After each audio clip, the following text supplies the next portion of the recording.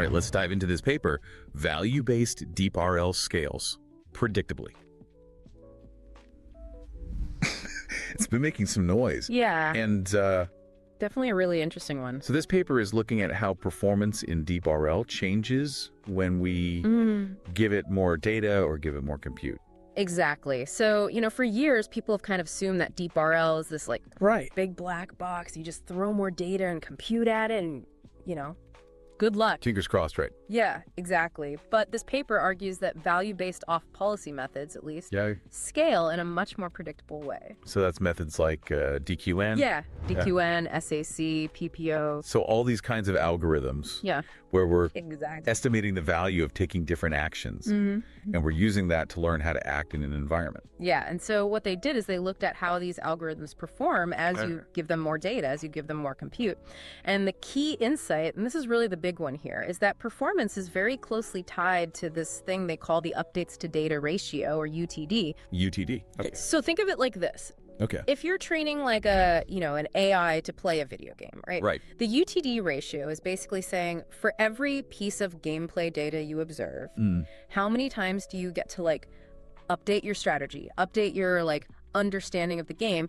And what they find is that this UTD ratio it governs this Pareto frontier of performance. Okay, so help me understand that a little bit. Yeah, so imagine you have a graph, right? And on one axis, you have the amount of data you have, and on the other axis, you have your compute power. Okay.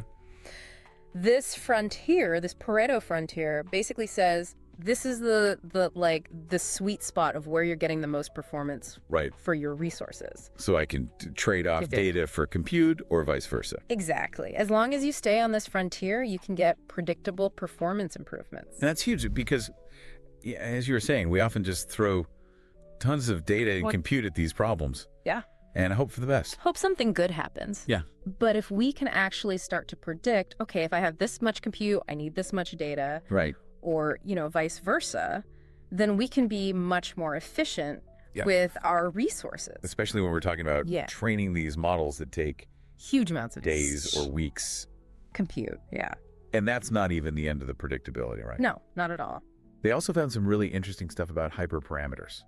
Yeah, so hyperparameters have always been this kind of black art, right? How do you set the learning rate? How do you set the batch size? Right, it's a lot of just try a bunch of things. Intuition and experimentation. Exactly, but what this paper shows is that these hyperparameters actually have predictable relationships with the UTD ratio. So it's not just random. It's not just random. It's like these things, they interact in a way that directly impacts your performance.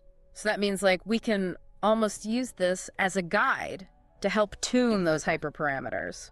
That gives you a much better starting point. Right, instead of just randomly searching through a bunch of values. Yeah, exactly. So how did they test all of this? Did they just pick so they were random they were algorithms? Very thorough. Yeah. They tested this across a range of different algorithms. So SAC, BRO, PQL. Okay. They use different environments. So the DeepMind Control Suite, OpenAI Gym, Isaac Gym. Okay. They even look at different performance levels. So they really tried to cover their bases here. He did. And the results were remarkably consistent, which is really promising. That suggests this is not just some fluke. Right. It seems like there's a general principle here. Yeah, it seems like there's something fundamental about how value-based methods scale. That could be really powerful. Yeah, absolutely. Especially as we're trying to tackle increasingly complex problems. Yeah, exactly. And, one of the things I think is really cool about this paper is that it kind of gives us a roadmap for how to do that in a more predictable and efficient way. Instead of just, throwing stuff at the wall and seeing what sticks. Crossing our fingers. Exactly. So I'm really excited to see where this research goes. Me too. And how it impacts the field. Yeah, absolutely. But let's maybe dig into some of those details a little bit more. Yeah, let's do it. And see what's really going on under the hood here. Okay, sounds good. One thing that really struck me was how this paper shines a light on some of the unique challenges of TD learning. Yeah, that's a good point. Temporal difference learning. So for viewers who may not be as familiar with reinforcement learning, can you give us a quick overview of what is TD learning? Sure. So TD learning is basically a way for an agent to learn by constantly updating its estimates of future rewards. Okay. Based on its experiences. It's like this core idea behind a lot of popular RL algorithms, especially the value-based ones we're talking about. So instead of waiting until like the very end of an episode or a task to update its knowledge, right, it's updating every single step. Exactly. It's learning on the fly, and that makes it really powerful for like complex dynamic environments. But it also comes with its own set of challenges, especially when we try to scale things up. Yeah, and that's where I think like overfitting and what they call plasticity loss come into play. Exactly. So overfitting is this classic problem we see a lot in machine learning, where a model learns the training data too well, and then it doesn't generalize. Right, it's like memorizing the answers to a test. Yeah. Instead of actually learning the material. That's a perfect analogy. You might do well on that one test, but you won't be able to apply it to anything else. Exactly. Yeah. Now, plasticity loss is a bit more subtle. It's this idea that as an agent is updating its knowledge, it can sometimes forget things it learned before. So it's constantly like overwriting its knowledge. It's like its brain is being rewritten, and sometimes the older memories get overwritten. Okay, so this is like a balancing act then. Exactly. Between like learning new stuff, but not forgetting. Right, and the paper shows how the UTD ratio and how we choose hyperparameters can affect both of these things. We can make them better or worse.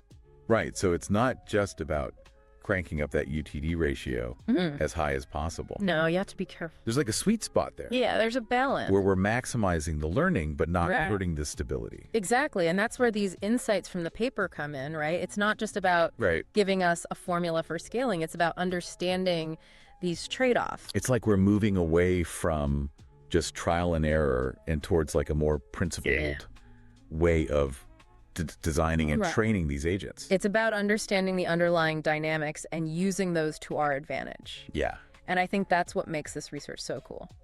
Yeah, I agree. It's not just about making D-BRL more predictable. It's about making it more understandable and controllable. And I think that's a great segue into talking about some of the broader implications for the field. This all has me thinking about the bigger picture, you know, for AI research in general. This paper feels like it's pushing us towards a more mature way of thinking about deep reinforcement learning. Yeah, definitely. For a long time, D-BRL has felt kind of like a black box, right? You just kind of tinker with things and run experiments and hope for the best. Right. But this paper is saying, hey, maybe we're starting to figure this out. Yeah. Maybe there's some underlying principles here. We're moving from just like purely empirical stuff to actually having some theoretical grounding. I think that's going to be crucial if we want to really tackle the big challenges. Yeah, absolutely. Like think about robotics, right? Yeah. We're trying to build agents that could just operate out in the world. Right, in the real world. Where things are messy and unpredictable. Yeah. And we need that level of predictability and control that maybe we don't quite have yet. Exactly. And this paper kind of gives us a framework for thinking about how to get there. It's not just scaling up the algorithms we have, but designing new algorithms that are built to scale. Yeah, and I think that's where future research is going to get really interesting. There's still so many open questions, right? Like, how do we account for model size in these scaling laws? Right, that's a big one. What about offline RL? Can we apply these same ideas there? Yeah, we're not interacting with the environment. Exactly. Yeah. We just have a fixed data set. And what about the theoretical side of things? Yeah, this paper is very empirical, right? It's based on observations. Yeah.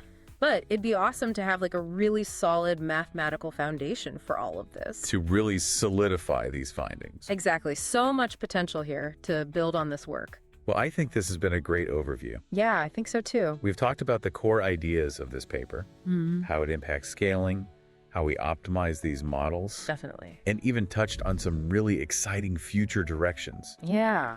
So if you're working in AI, I highly recommend checking out this paper. Absolutely a must read. You never know, it might spark some new ideas for your own research. Yeah. Exactly.